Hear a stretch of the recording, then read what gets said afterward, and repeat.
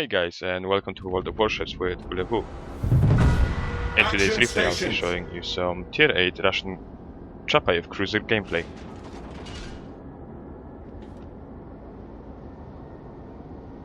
Right, so we're starting at the northwestern side of the map hotspot, and it's a domination mode game, so there's 3 caps. And before this battle develops, I just want to make a quick comparison between the other Tier 8 Russian cruiser, the Mikhail Kutuzov. So, as you can see on the screen, the Chapayev and Kutuzov, well, the Chapayev loses out on pretty much everything in terms of comparisons with the Tier 8 Premium. It's got 3,500 less health points. It's got less secondaries, smaller range on both the torpedoes and the main armament, weaker AA rating, and almost double the rudder shift time. Pretty much the only thing that the Chapayev is winning on is that kilometer of better concealment.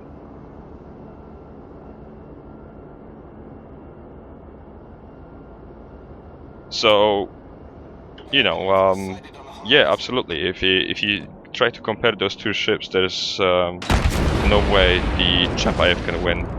The only thing to keep in mind is that both those ships are featuring the exact same guns, and you can do the exact same kind of damage with it.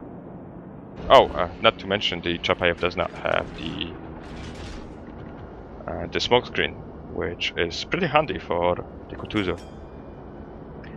So, having said that, I'm just moving up to that big island here, and I see this bunch of enemy torpedo and dive bomber squadrons, and I am going to mark them for my AA. And, I'm getting some assistance from the friendly crew carrier as well, and you know, it is weaker AA, but it's not like it doesn't work at all. Just you can see that I am definitely contributing to destroying that torpedo bomber squadron here, although I didn't get any kills, which is a bit unfortunate. So I'm sort of maneuvering here between the island and the empty space to the west, and I know it's a little bit risky because there might be battleships poking out, and as you can see there's a negative sticking its ugly head out, and I'm already under fire. As you can also see, I'm using the incoming fire pack on my ships, quite a few of them actually, and I see 2 benefits to using this pack. One, you will be notified about any incoming fire, and also if you bother to count the number of times that light flashes up, you will have an idea of how many ships are actually engaging at any moment, without really needing to, you know, look around all that much. I see it as a very beneficial perk for me, and I will always be an advocate of using it on at least certain ships, definitely cruisers. Not to mention cruisers which are easy to citadel, and that definitely involves all Russian ones. So, as you saw now, the Nagato shot again in my direction, and thanks to the early warning of that perk, I slowed down and managed to avoid those shells completely. And I'm speeding up now, which means being still in front of a battleship is not a good idea, and I also noticed those 2 enemy cruisers moving in on the A cap now. And now that I've actually started a fire on the Nagato, I'm free to move, and I'm switching to the AP rounds, and I'm hiding behind the island using the terrain to my advantage. I don't want to poke out from behind this island yet. I see that the Miyako is actually shelling somebody on the other side, I think, and that means he will be too busy aiming at somebody else, and I will have basically some free shots at him. There we go, so that's the shots coming out. The Chapayev, just like the Kutuzov, have got a much better reload rate than the Miyako, so one quick test shot, and now the other 3 finish the job.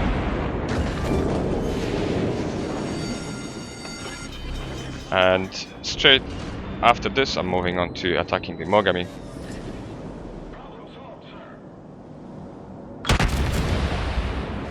Unfortunately, the Mogami is too angled and my shots bounce, but I can see that island in front of the Mogami, so I know it's just a matter of time when it will happen.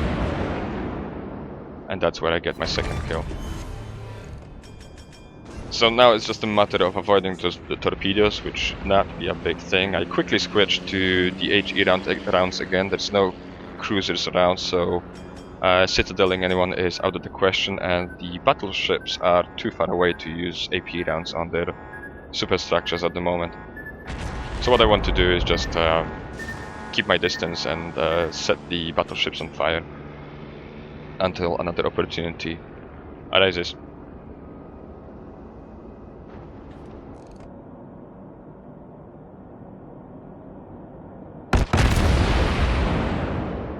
You might have noticed that I am not using the situational awareness at all on this ship. I'm not exactly convinced that I should recommend it to you, but this is just how I roll, so this is a quirk of mine. I don't need to know this all that much actually.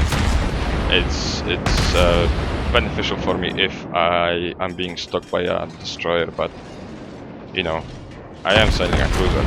I am still a destroyer hunter, and I am equipped with a radar, which at the time of this game was still unavailable to anyone except for super testers and contributors. And I've also got the sonar, which is you know, more than enough to actually deal with destroyers. So I'm shelling this Nagato because I don't have any other better targets right now, and just want to make sure that he goes down before I move on. Again, I'm using that island run in front of me as cover. Aware of the turrets still sort of being in range, but I believe he's got better targets to attend to, so I know I'm pretty much safe. And that's the moment where I notice the enemy destroyer on A. And because that radar thing was quite a novelty, I'm writing a message in the chat to my team to let them know that I will be activating it soon. The issue with the radar is obviously the fact that it's a very short-lived one, so you know, even with the Chapayev you basically get a chance to shoot 3 times within the 25-second window, and it might not be enough. It might not be enough to kill a destroyer, especially if there's more than one of them. So I think it's beneficial to actually let your team know that you will be activating it soon, and make sure that they are ready to shoot. So I sorta will jump the gun here on activating the radar, because I will still be too far away to actually get shots on target, but I was expecting the Fubuki to actually move out, but he got kinda stopped by the torpedoes. And this is where the Fubuki dies. But yeah, the radar is quite a handy thing to have, and a royally annoying thing if you're sailing a destroyer. So situation now looks quite grim for us. We've lost all 3 caps to the enemy. I've got 2 kills already and 8 citadels, but that doesn't really matter much if you're still gonna lose the game. The enemy has got a double points advantage over us, so it's quite imperative for us to get some caps and stop the enemy from gaining any more points.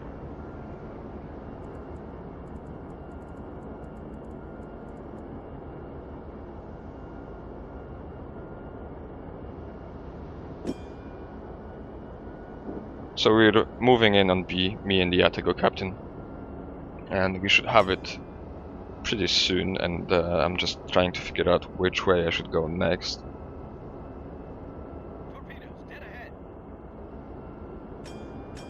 And that's the moment where we both notice the York to the south of us. And both me and the Attigo will start engaging in a moment now. I've got HE loaded and I will launch this salvo, but the next one is straight to AP. Although, it being a German cruiser, maybe I should have stayed with the HE rounds. German cruisers are the hardest ones for me to citadel.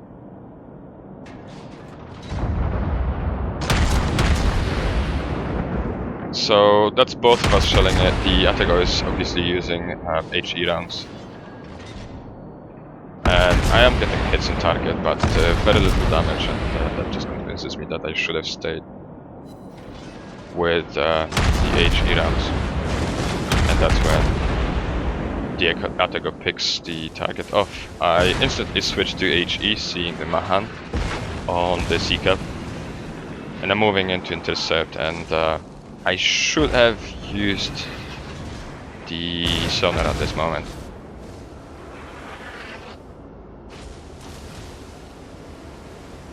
Seeing the Mahan and now noticing the Kagero, I should have used the sonar a bit earlier, and that might have actually saved me from eating one of the torpedoes. The Chapayev has got a horrible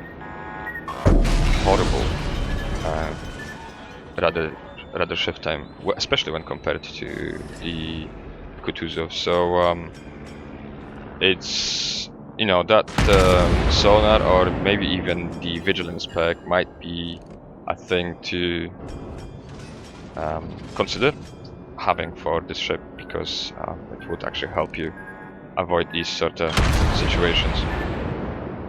So the Kagero launched those torpedoes and got me with one of them, but he also made a fatal mistake of beaching itself in a very awkward position right in front of a fast reloading cruiser. So, you know, it was just a matter of moments, and the Kagero was dead.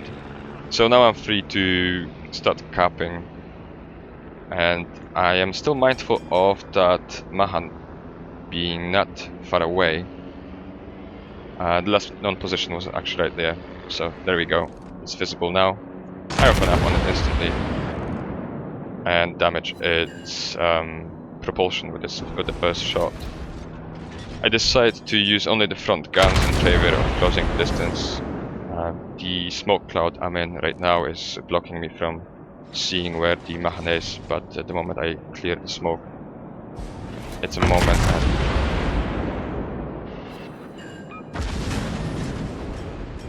I get some more shots on.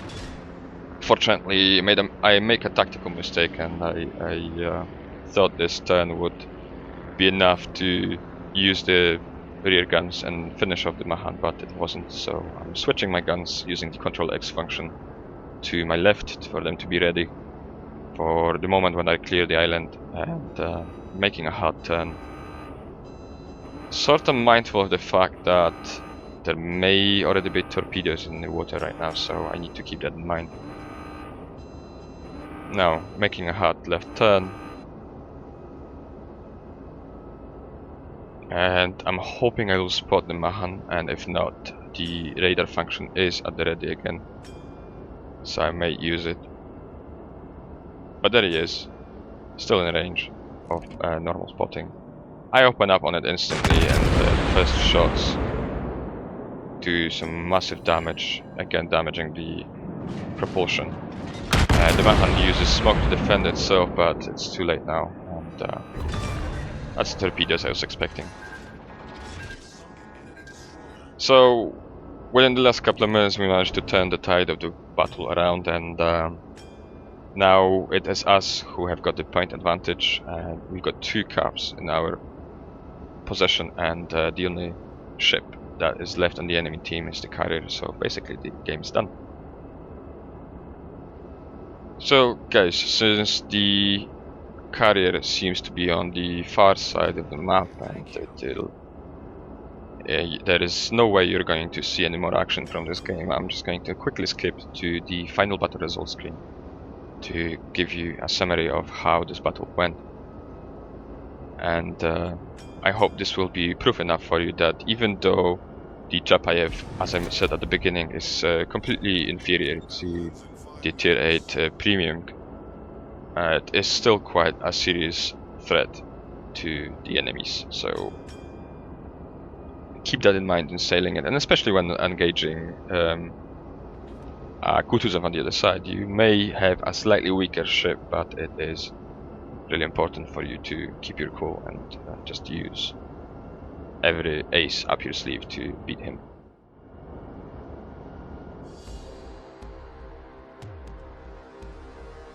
Right guys, so this is the results for this game.